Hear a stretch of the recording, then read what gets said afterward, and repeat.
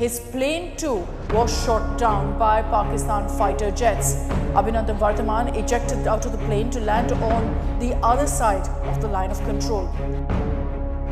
2019 में जब wing commander अभिनंदन सर का अनफिट मिग 21 बाइसन पाकिस्तान की भूमि पे क्रैश हुआ, तभी भी जब पाकिस्तानी दुश्मनों ने उन्हें कैप्चर कर लिया, उन्होंने अपने भारतीय ध्वज को नीचे नहीं झुकने दिया और अपनी भारत के मान सम्मान और सुरक्षा पे आंच नहीं आने दी। उनके उसी जोश जुनून और जज्बे ने मुझे भारतीय वायुसेना ज्वाइन करने का मोटिवेशन दिया।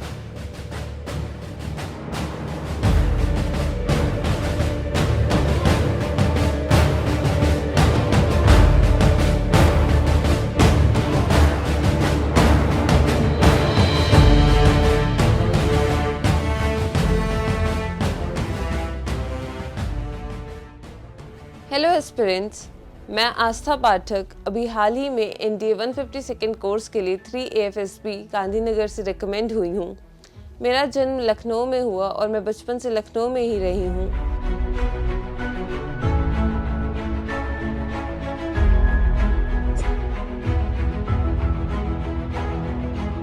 मेरे पिताजी एक प्राइवेट टीचर हैं, PGT केमिस्ट्री। मेरी माताजी भी एक टीचर हैं, लेकिन अभी हाल ही में उन्होंने छोड़ दिया था अपना स्कूल। मेरे पूरा बैकग्राउंड सिविलियन रहा है। मेरी फैमिली में आज तक कोई भी आर्म फोर्सेस में नहीं रहा है। मैं फर्स्ट पर्सन हूँ जो इंडियन एयरफोर्स ज्वाइन करने जा रही हूँ अपनी फैमिली से। मैं बचपन से पढ़ाई लिखाई में ज़्यादा इंक्लाइन नहीं थी। मेरा खेल कूद में ज़्यादा ध्यान रहता था, लेकिन जैसे जैसे मैं बड़ी होती गई तो मेरा इंक्लिनेशन पढ़ाई की तरफ बढ़ता गया। मैं बचपन में जहाँ रहती थी वहाँ पे पास ही में एक CRPF का कैंप था, तो मैं जब भी उन लोगों को देखती थी तो मुझे हमेशा से होता था कि मैं भी कभी ये वर्दी पहनूं। मुझे वो गन चलाने का बहुत शौक था और बहुत ज़्यादा मैं मैनिफेस्ट करती थी कि मैं अपने आप को वर्दी में देखती हूँ, गन चलाती हूँ, ये सब। फिर जब मैं बड़ी हुई तो क्लास 8th में थी, जब विंग कमांडर अभिनंदन सर वाला इंसिडेंट हुआ, जब मिग 21 बाइसन उनका पाकिस्तान की भूमि पे क्रैश हो गया, जब वो F-16 को चेस कर रहे थे। उस समय उनके जोश जुनून और उनके जज्बे को देख के मैंने डिसाइड कर लिया कि मुझे भी इंडियन एयरफोर्स ही ज्वाइन करना है। 8th तक मेरी पढ़ाई विश्वनाथ अकेडमी में हुई। 9th से मेरा स्कूल चेंज हो गया, मैं चिरंजीव भारती स्कूल में आई। वहाँ के डायरेक्टर रिटायर्ड कर्नल सर हैं, उन्होंने भी मुझे बहुत ज़्यादा मोटिवेट किया और मुझे बहुत प्रेरणा दी इंडियन एयरफोर्स ज्वाइन करने के लिए। वहाँ से मेरा ये जुनून और भी ज़्यादा मजबूत होता गया और कैसे कैसे ये मेरा बस शौक़ मेरे जुनून में बदल गया, मुझे भी पता नहीं चला। और उसके बाद मैंने 9th 10th में भी बहुत मेहनत से पढ़ाई की, बहुत ज़्यादा दिन रात एक कर दिया एंड मैंने 10th में 98.2% स्कोर किया। उसके बाद मुझे पता था कि तब तक तो गर्ल्स के लिए NDA था नहीं। मुझे पता था कि FCAT करना है, मुझे एयरफोर्स पे जाना है, तो मैथ्स और फिज़िक्स कंपलसरी है फॉर इंडियन एयरफोर्स। मैंने PCM ऑप्ट किया, जबकि मेरा इंटरेस्ट मैथ्स और बायो दोनों में था, लेकिन मुझे एयरफोर्स में जाना था, इसके लिए मैंने मैथ्स को ऑप्ट किया।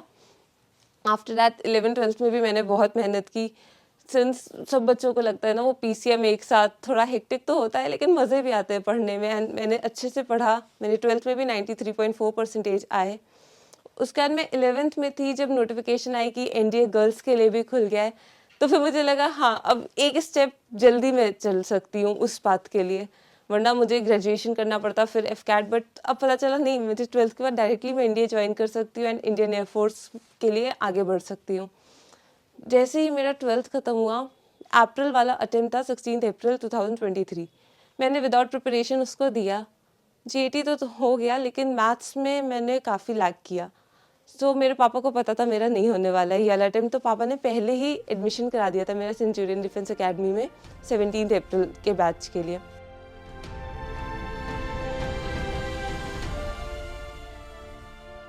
हाँ, तो जब 17 को मैं यहाँ पहुँची, मुझे प्रगति बैच अलॉट हुआ, मैंने क्लासेस ज्वाइन की। मेरा मैथ्स पार्ट जो कि मैंने पहले रिटन अटेम्प्ट्स में फेस किया कि वीक जा रहा था, यहाँ के मुझे मैथ्स में सबसे ज़्यादा कॉन्फिडेंस आने लगा। यहाँ पे वीकली जो मॉक टेस्ट होते थे उनसे बहुत ज़्यादा मोटिवेशन मिली। एक तो स्कोर्स आपके जो आ रहे हैं उनसे मोटिवेशन, और जहाँ कट रहे हैं उनसे आपको अपनी गलतियाँ एनालाइज करने का मौका मिलता है। साथ ही में एक साथ यहाँ पे 3 मैथ्स के टीचर थे एंड तीनों लोग डिफरेंट लेक्चर्स लेके चल रहे थे, तो कम टाइम में ज़्यादा सिलेबस अच्छे से एंड बहुत ही इफेक्टिवली कवर हो रहा था। साथ में बेसिकली मैथ्स में प्रॉब्लम होती है कि हम लोग को क्वेश्चंस तो आते हैं बट वो लेंदी प्रोसेस 12th बोर्ड्स वाले फॉलो करने की वजह से हो नहीं पाते हैं। यहाँ पे ट्रिक्स सिखाई गई जिसकी वजह से मैंने जो भी क्वेश्चन अटेम्प्ट किए मैक्सिमम में 1 या 2 लाइन मुझे लिखना पड़ा पेपर पे, ज़्यादा नहीं लिखना पड़ा बिकॉज वो मेंटली एंड वो ट्रिक्स के थ्रू जल्दी सॉल्व हो गए। आफ्टर अलग अदर अदर क्लासेस भी होती थी, जैसे कि हिस्ट्री में जो कभी से इंटरेस्ट नहीं रहा हिस्ट्री में, बट आनंद सर की क्लासेस में वो सर क्लास में ही पढ़ाते थे, क्लास में ही अपने पीछे रिपीट करा करा के, जैसे नर्सरी में राइम्स रिपीट करते थे वैसे हिस्ट्री रिपीट कर करके लर्न हो गई यहाँ पे। प्लस मैथ्स में स्पेशली मदेशिया सर की क्लासेस इतनी ज़्यादा इफेक्टिव रही, एग्जाम में भी जब कर रहे थे क्वेश्चन तो लग रहा था ये क्वेश्चन तो सर ने क्लास में अभी रिसेंटली 1 हफ्ते पहले कराए थे। सो उसकी वजह से रिटर्न में तो बहुत सपोर्ट मिला एंड फाइनली जो मेरे 2 पिछले रिटर्न अटेम्प्ट ऐसे ही वेस्ट गए थे, इस रिटर्न अटेम्प्ट में मैं सिलेक्ट हो गई। बहुत खुशी हुई, पहले रियलाइजेशन भी नहीं हुआ और बहुत ज़्यादा खुशी हुई।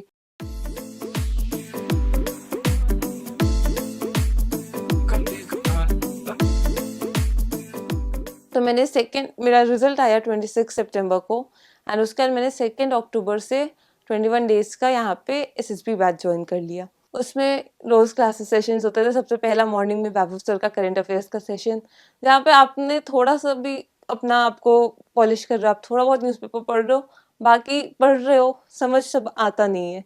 बट सर की क्लास में सब कुछ सम अप हो जाता है, सब कुछ समझ आ जाता है। आपके पास 1 घंटे में इतने नॉलेज के सोर्स होते हैं और वो इतने अच्छे से होते हैं कि वो बात तक आपको याद रहेंगे। उसके बाद जीटीओ इंडोर के सेशंस होते थे, जिसमें प्रमोद सर जीपी की प्रैक्टिस कराते थे, जीडी की प्रैक्टिस होती थी, लेक्चरेट के हम लोगों ने बहुत सारे सेशंस किए एंड उससे टाइम मैनेजमेंट भी आ जाता था कि कभी ऐसा होता है कि 3 मिनट कवर नहीं हो पा रहे हैं, कभी होता था कि टॉपिक अच्छा मिल गया, ज़्यादा बोल रहे हैं, 3 मिनट से एक्सटेंड कर रहे हैं, बट प्रैक्टिस से धीरे धीरे वो फिर 3 मिनट सेट हो गए कि हमें यहाँ से शुरू करना है, यहाँ एंड करना है, वो 3 मिनट में कम्प्लीटली हो जाएगा। उसके बाद पीपीडीटीज के एवरी मंडे सेशंस होते थे, जिसमें काफ़ी प्रैक्टिस की। इवन मुझे तो पीपीडीटी में कई बार शशि सर ने कहा भी था कि you will get recommended, the way you speak and your conduct is good, तो तुम रिकमेंड हो रही हो। एंड साइक के डोजियर्स होते थे, हम लोग का साइक के सेशंस चलते थे जो शशि सर खुद ही लेते थे। उसके बाद डोजियर होते थे, फिर डोजियर को सर खुद एक एक बच्चे का डोजियर चेक भी करते थे एंड पर्सनल रिव्यू देते थे। मेरा रिव्यू देते समय ही सर ने एक तो मेरे परसेंटेजेस गेस कर लिए कि सर ने कहा भी था कि यू मस्ट हैव स्कोर 95। मैंने कहा नो सर 93.4 थे। सर ने कहा 10th के बताओ, मैंने जब बताया सर ने कहा एग्रीगेट 95 के ऊपर जा रहा है और तुम्हारी स्टोरीज से तुम्हारा जो भी पर्सनालिटी है पता चल रही है। एंड सर ने पूरी क्लास के सामने, क्लास पूरी भरी थी, सर ने कह दिया था इस लड़की का कैंडिडेचर इतना अच्छा है कि ये रिकमेंड होगी, मैं गारंटी लेता हूँ। एंड उसी वजह से पहले इतना कॉन्फिडेंस नहीं था, बट सर ने जैसे जैसे मुझे कहा, मुझे पीआईक्यू भी पर्सनली हेल्प किया कि कैसे कैसे तुम्हें अपने आप को प्रेजेंट करना है, उसके से इतना कॉन्फिडेंस आ गया कि जब मैं वहाँ पे गई भी थी, मैंने पहले से अपने ग्राफिक्स प्रिपेयर किए हुए थे, that I got screen in, I got recommended, क्योंकि वो कॉन्फिडेंस सर ने इतना दे दिया था ना, मुझे लगा अब सर ने कह दिया अब तो मैं रिकमेंड होके ही आऊँगी। आफ्टर दैट मैं गई, मेरा सेंटर पड़ा था 3 AFSB गांधीनगर, तो मैं बाया ट्रेन ट्रैवल किया। मैं गांधीनगर पहुंची, वहाँ पे रिपोर्टिंग थी 6:30 की, हम 5 बजे पहुंच गए एंड अच्छा वो पहुंच गए बिकॉज 5:30 पे उन्होंने अंदर कर लिया था गेट के एंड 6:15 पे एंट्री बंद कर दी थी। उसके बाद फर्स्ट डे स्क्रीनिंग का पहले तो सबसे पहले उन्होंने जर्नी पर्टिकुलर्स वगैरह सबमिट किए, उसके बाद OIR हुआ। OIR 2 हुए थे 17 मिनट्स के लिए, 40 क्वेश्चन थे, पहला 17 मिनट्स में 40 क्वेश्चन, दूसरा 17 मिनट्स में 40 क्वेश्चन। यहाँ पे इतनी प्रैक्टिस की थी कि बच्चों के काफ़ी छूटे, बट मेरा पहले वाले में एक क्वेश्चन नहीं देख पाई थी, बट उसमें भी मैंने रैंडम ऑप्शन टिक कर दिया था। 39 तो मैं श्योर थी, 40th वाला शायद सही हो शायद गलत, पता नहीं। सेकेंड वाला मैंने 40 के 40 टाइम से पहले कर लिए थे एंड रिवाइज भी कर लिया था। उसके बाद पीपीडीटी के लिए हम लोग गए, पिक्चर देखी, that picture was completely blur, but फिर भी थोड़ा दिख रहा था, उससे आइडिया आया। कुछ नहीं, यहाँ पे सिखाया गया था कि आपको प्रिपेयर ऐसा होना है कि आपको अपनी पर्सनालिटी बेटर करनी है, ये नहीं कि आपको रटी रटाई चीज़ें करनी है।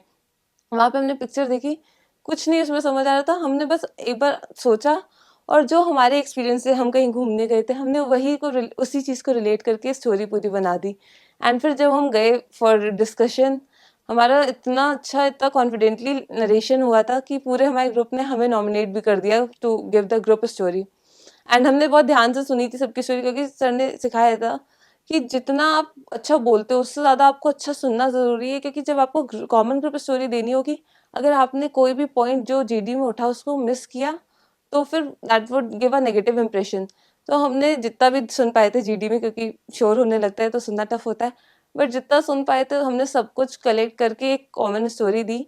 एंड उसके बाद जब सबको लाइन में खड़ा कर दिया गया था स्क्रीनिंग के रिजल्ट्स के लिए, मैम ने कहा था कि हम चेस नंबर बोलेंगे, आपको आकर के अपना नाम और डीओबी चिल्लाना होगा। हम पहले से प्रैक्टिस करने लगे थे कि हमें तो जाके चिल्लाना है। फिर हमारा चेस नंबर उस टाइम पे 64 था, मैम ने अनाउंस किया, हम गए। एंड उसके बाद हमने ग्राफिक्स घर से प्रिपेयर कर लिए थे, तो हमने बस वही आई गॉट स्क्रीन इन एक साथ अपनी पूरी फैमिली को फॉरवर्ड कर दिया। उसके बाद 30 सेकेंड्स के लिए अलाउड थे कॉल, तो हमने बस कॉल उठाई और कह दिया आई गॉट स्क्रीन इन, मुझे 30 सेकेंड्स के लिए अलाउड है, मैं कॉल रख रही हूँ। उसके बाद हम लोग को अकोमोडेशन दिखाया गया, 1.5 घंटे का रेस्ट मिला। उसके बाद साइक था, बिकॉज एयरफोर्स में साइक सेम डे ही होता है। साइक के लिए गए। मेरी स्टोरीज में तो मुझे कॉन्फिडेंस था, वो टीएटी मेरा बहुत अच्छा गया, टीएटी वाला पार्ट। आफ्टर दैट हमारा हुआ WAT, देन SRT और फिर SD। WAT भी मैं सारे के सारे अटेम्प्ट कर ली थी, एंड दैट टू स्मॉल थे बट बहुत पॉजिटिव स्टेटमेंट्स मैं बना पाई थी, बिकॉज प्रैक्टिस की हुई थी मैंने काफ़ी, तो उस वजह से। आफ्टर दैट SRT भी मैं ज़्यादा नहीं अटेम्प्ट कर पाई थी, SRT में 32 ही कर पाई। बट हाँ, मेरे responses were much Kainchi and अच्छे रिस्पॉन्सेज थे, इसी वजह से आई थिंक मैं रिकमेंड हो पाई। एंड उसके बाद SD तो आप क्या प्रिपेयर करोगे, but that is what your personality is, as it is, आप जैसे हो जिसके साथ वही लिख दिया एंड वो भी हो गया। नेक्स्ट डे सबसे पहला इंटरव्यू शेड्यूल था मेरा, मैं गई। मेरा इंटरव्यू वो सो स्मूथ, उन्होंने CIQ के अलावा कुछ पूछा ही नहीं, एंड इतना स्मूथली गया कि बहुत ही पॉजिटिव वाइब्स आई उसके बाद। देन पूरा दिन वहाँ पे गेम्स बहुत सारे होते हैं, मेरा तो मॉर्निंग में 7:30 बजे से था, 9 बजे तक सब फिनिश हो गया था। उसके बाद सारा दिन गेम्स वगैरह खेले, एंजॉय किया। Third day was my GT group testing. तो वहाँ पे सबसे पहले हमारा GP कराया गया, ग्रुप प्लानिंग एक्सरसाइज। उसके बाद 2 GD के टॉपिक्स दिए, वो भी अच्छे से हो गया। उसके बाद हम लोग को ग्राउंड में ले गए फॉर PGT एंड HGT।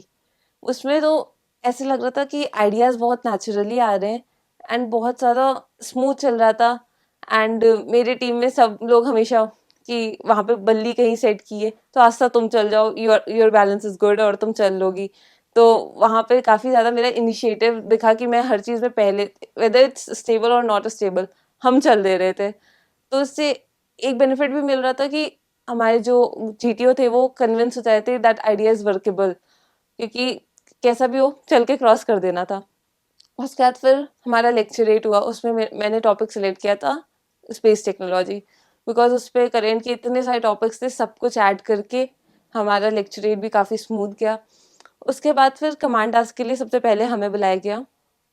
दो स्टार्ट हमारे बैच में 28 से 32 नंबर था एंड मेरा 28 था चेस्ट नंबर, बट फिर भी हमें पहले बुला लिया गया। उसके बाद हम गए and difficulty was good, like मैं 8 लोग थे, उनमें से मैं एक बार अपना टास्क करने गई और 6 बार सबऑर्डिनेट बन के गई। एंड आई रियलाइज मुझे अच्छी खासी डिफ़िकल्टी वाला उन्होंने दिया हुआ था command task, because command task is a confirmatory test. वो PGT और HGT से डिसाइड कर लेते हैं एंड उसी बेसिस पे आपको डिफ़िकल्टी देते हैं कमांड टास्क में। जब कमांड टास्क हो गया उसके बाद फिर हम लोग वापस अपने शेड में आए एंड उसके बाद इंडिविजुअल ऑब्स्टिकल्स स्टार्ट हुए।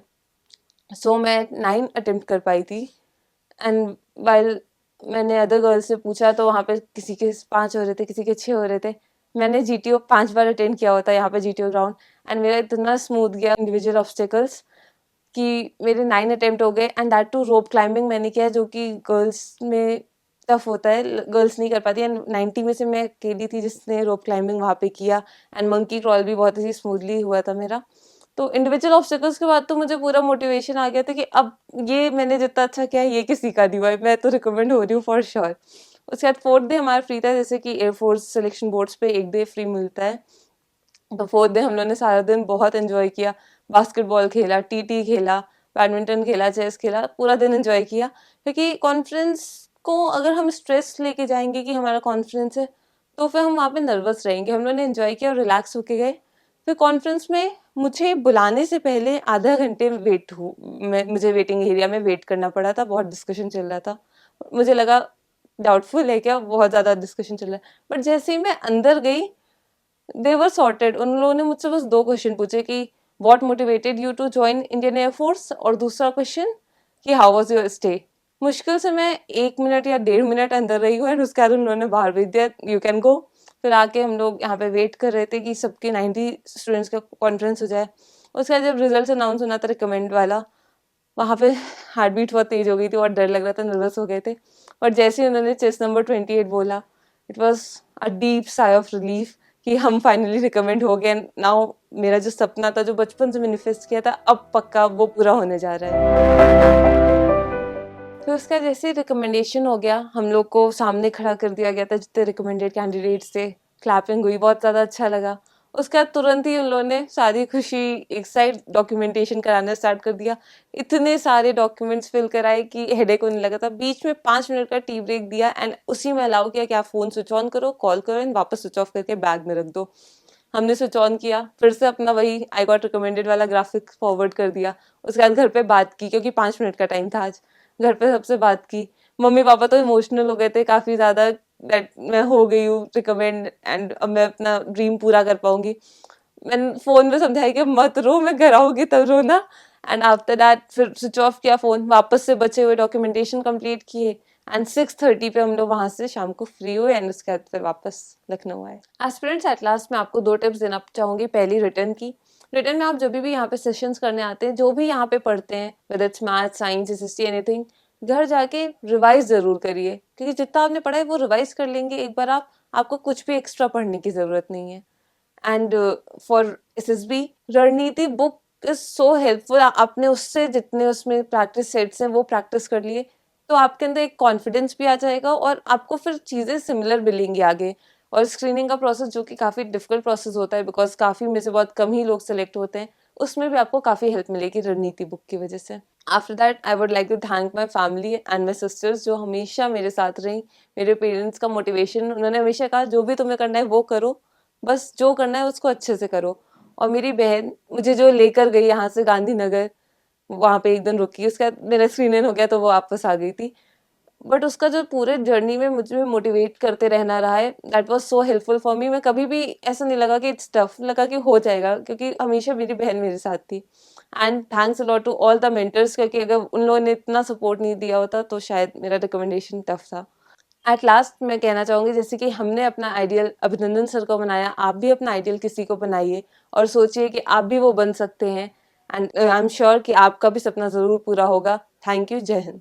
क्या आप भी एस्पायर करते हैं इंडियन आर्म्ड फोर्सेस में ऑफिसर पद पर सिलेक्शन पाने के लिए?